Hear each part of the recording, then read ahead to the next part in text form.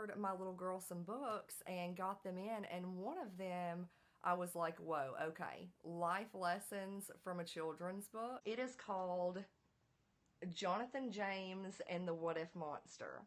And so what this book is about, in the beginning it says, some what if monsters like to hang out and fill up our heads with worry and doubt.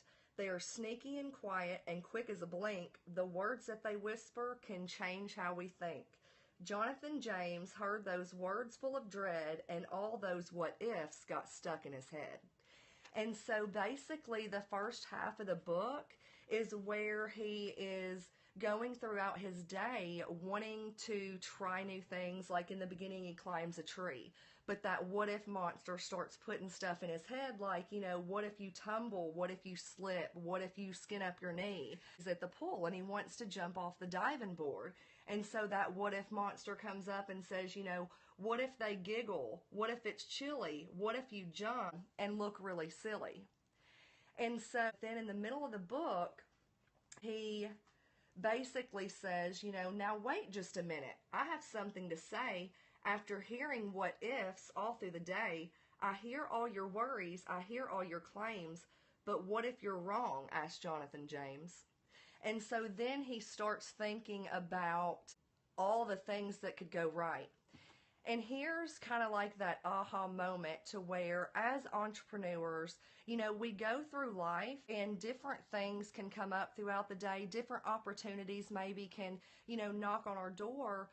And that what if monster that can get into our head and try to feed us with negativity, try to feed us with doubt, embed that fear. Maybe you have a fear of getting on the phone, of talking to people. You have a fear of prospecting, you know, because you think, what are they going to think of me?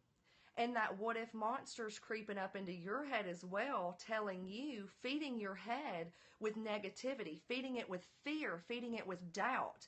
And what I would encourage you to do when that what if monster starts creeping up into your head throughout the day, I want you to silence it, and I want you to think about all of the things that could go right. What if you reached out and prospected someone on your chicken list? And what if you were able to impact and change someone's life because of that? You know, all too often we just get into our own head and we think about all the things that could go wrong, when what we need to do is silence that what if monster and think about all the things that could go right. Think about the possibilities of what could go right. You know what? What if you took a chance? What if that opportunity changed your life? What if it allowed you to retire from your job? What if you were able to increase your income to where you can actually spend time with your kids? What if, you know, your husband's not out here having to work 2 jobs, 3 jobs to put food on the table? What if you are actually able to impact the lives of other people?